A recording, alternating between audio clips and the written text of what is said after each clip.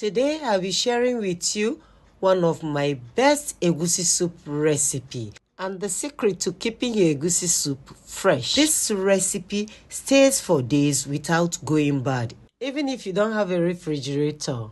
Here I have my egusi seeds, which is also called melon seeds. This is Obi Kitchen and you're welcome to my channel. Stay tuned and let's get straight into the video. This recipe is called toasted egusi soup. Here I'll be transferring the egusi into a pan on the fire. I'll be doing this on the medium to low heat. Keep stirring continuously and go nowhere to avoid burning until it changes color, becomes dried, crispy, and golden brown. When you notice the color changes to this color, pick a seed, try and break the seed. If it feels crispy and breaks easily, that's when to get the pan off the heat. Now I'm done toasting this one. I'll be transferring it into a flat container to cool off before blending. You can prepare or fry your egusi ahead of time, maybe a day before. To blend the egusi, I'll be adding African calabash nutmeg for more flavor, and I'll be adding some crayfish too to blend the egusi. This too will elevate the taste. To prepare the African calabash nutmeg, I peeled off the shell and I cleaned the crayfish too. I'll be blending some red scotch bonnet pepper and enough onions for this recipe. Before cooking the soup, I'll first of all wash, clean the meat which I'll be using for this recipe. This is pomo. I have liver, I have beef, I have tripe.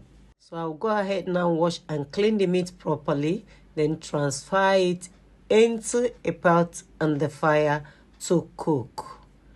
After transferring the meat, I'll be seasoning the meat with onion, some salt to taste, and seasoning cube. After that, I'll cover to simmer for 2 minutes. And 2 minutes later, the meat has released its juicy stock. Now I'll be adding enough water to cook the meat proper till soft and tender. While the meat is cooking, I'll be prepping other ingredients. I'll be checking the meat now on the fire to see if they are properly cooked. Or better still, if they are now soft and tender. And they are well cooked now, the pomo is soft also. I'll be taking it off the heat and then transfer the cooked meat into a bowl. If this is your first time on this channel and you love this recipe, like this video, share this video, and subscribe to this channel for more easy food recipes. Remember to turn on the notification bell so that you'll be the first to be notified each time I upload a new video. I will set the meat bowl aside. I'll place back my pot on the fire. As it heats up, I'll be transferring some palm oil into the pot. As the palm oil heats up a bit, I'll be adding some chopped onion and giving it a stir immediately. I'll be frying the diced onion for like a minute. Then I'll go in with the blended scotch bonnet pepper and onion mix. So into the pot it goes. I'll be frying the pepper and onion mix properly until it dries well, just the way you fry your pepper for stew. I'll cover now to cook. Later I'll come back and stir. I'll keep stirring until it is properly fried and dried. This toasted egusi soup recipe is a must try. It is delicious, it is flavorful, and it can last for days. It has a long shelf life. If you are making egusi soup in bulk, this is the right recipe to use. This recipe is also good for parties. It is now well fried. The next thing I'll be adding is the egusi, the blended egusi. Toasting egusi seed or frying it before using it to cook gives your soup a beautiful nutty flavor, makes it taste more delicious, and dries off moisture from the egusi seeds. Use this recipe if you're having a party and everyone will love it. After stirring, I'll go ahead and cover it up. Cover to cook for a few minutes. After a few minutes, we'll give it a stir. The idea is to fry the egusi once more inside the oil.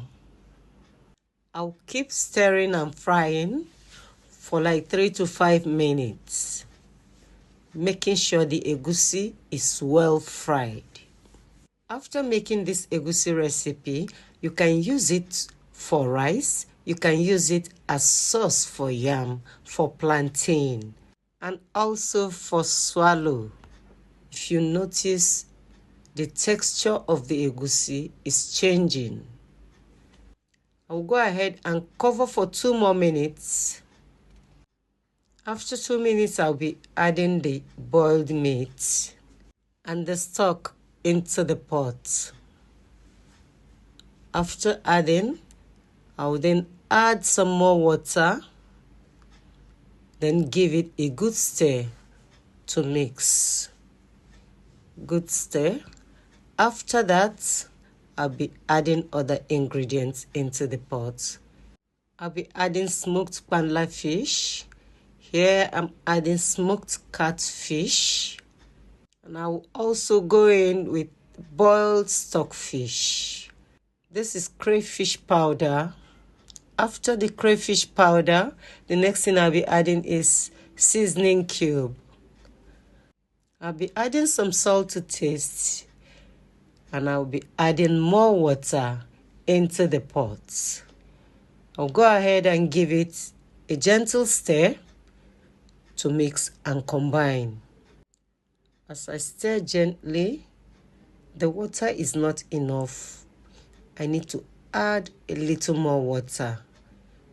So I think I'll be adding almost a bowl of water because, yes, this is enough for now. So I'll just give it a stir.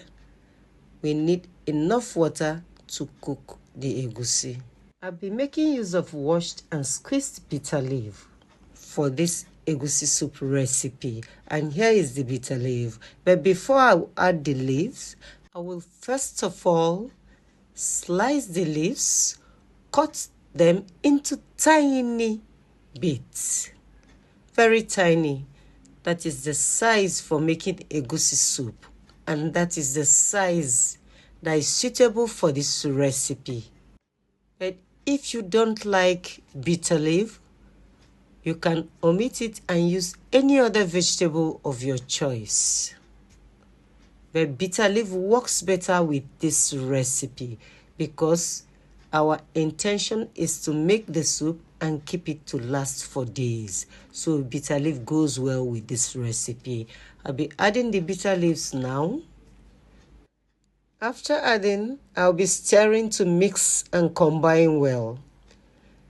After stirring properly, I'll then cover it up and allow the bitter leaf to cook well with the egusi.